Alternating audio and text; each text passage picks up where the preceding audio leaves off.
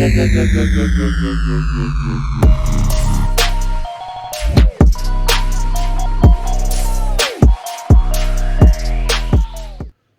going on, YouTube? It's the Green Shiz Collectibles here. First time I've ever said that. Usually it's just a Green Shiz. Figured I changed it up and throw you off. But PWCC weekly auction should be having a preview uploaded today. I cannot wait for that. I'm actually sitting here waiting, counting, looking at paint dry, essentially, waiting for that to happen. Really hoping for sub 1,000 cards per week. I think eventually we'll get there. These first few might be really rough. But here's an official announcement. I'm really planning on doing weekly lives for PWCC trading card blocks. I think it's just going to be one day. It's not going to be a 2-day event like the last PWCC monthlies. So it'll be able to do it in live, probably about an hour and a half max, the way they do their auctions now.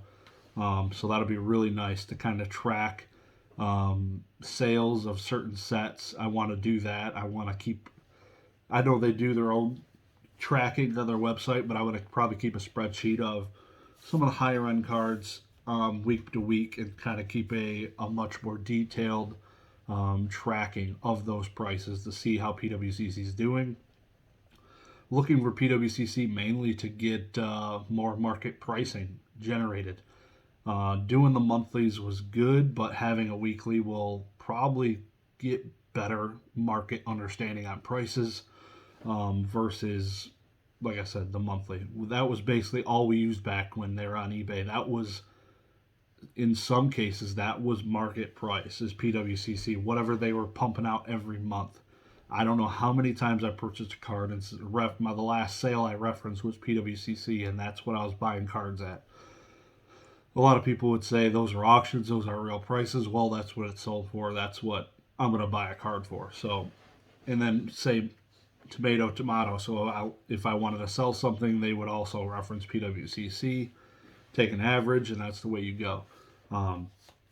But really looking forward to PWCC weeklies, and I'll plan on doing some lives and getting a little bit more into that coming here in the future. I haven't done many lives, probably 5 or 6.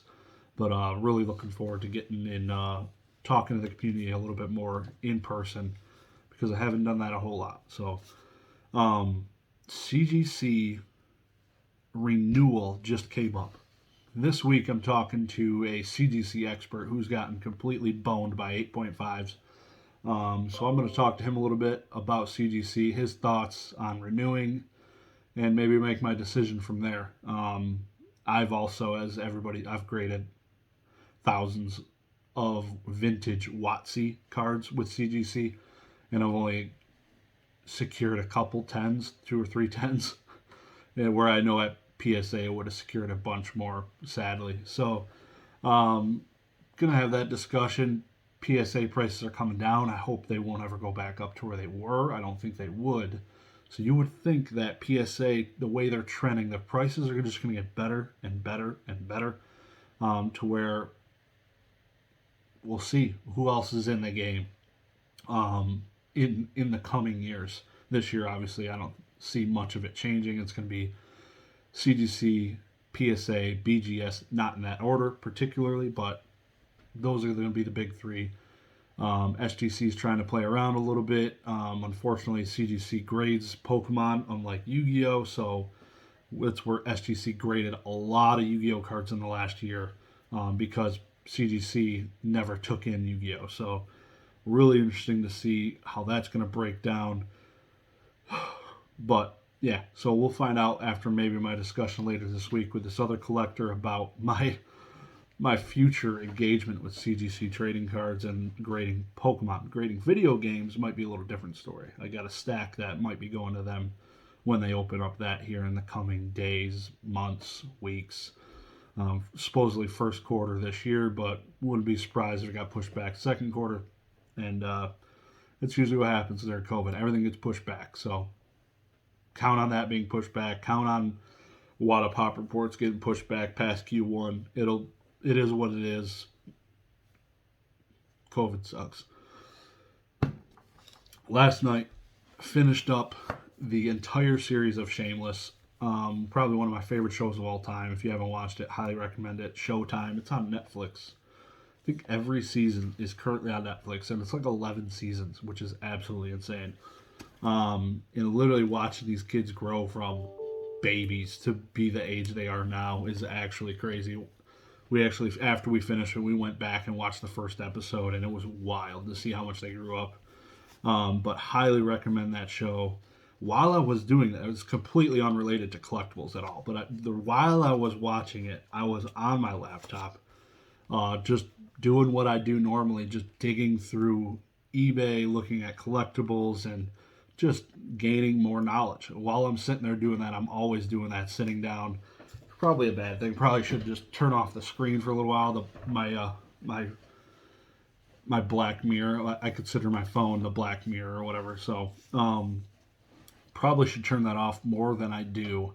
But as I'm sitting there, I'm gaining some knowledge and looking into other medias besides what I've known: trading cards, video games, software, operating systems.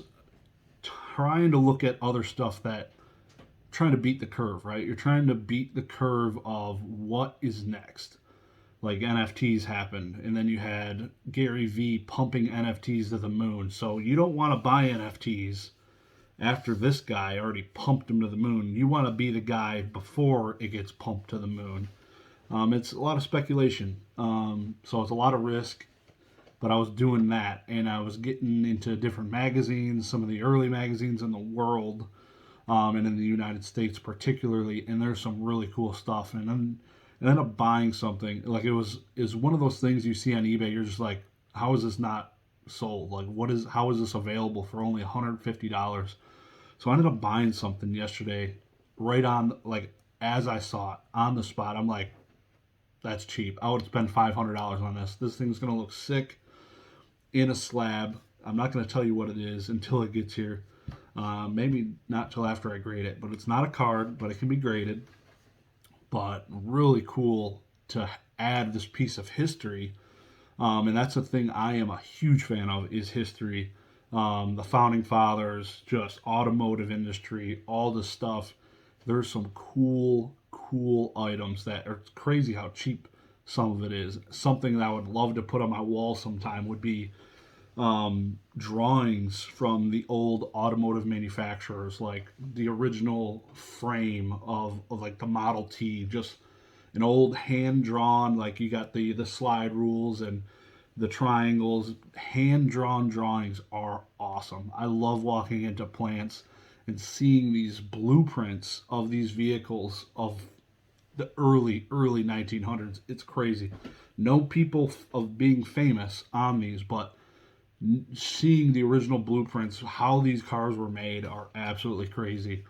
Now it's all digital, electronic, and not nearly as cool, but a lot of these companies have really cool drawings of like original car, everything. Every single thing that has been made has a drawing. The original cell phones probably were hand drawn. It might not have been done in CAD. Actually, I know it wasn't done in CAD when you go to the bag phones and stuff like that. Stuff like that is really intriguing to me. And Heritage does some weird stuff. Nothing really on drawings, but old pictures and stuff like that from cartoons and early pictures, like actual snippets out of the storyboard and stuff like that. All of that is crazy to me. So I just went down a huge rabbit hole looking at first of this, first of that, old this, getting away from the medias I usually deal in, trying to beat the curve on some of this stuff. And there's some cheap stuff from the early 1900s, which is crazy, with big names. And I've been digging into it a little bit more, doing a lot of research, and just baffling.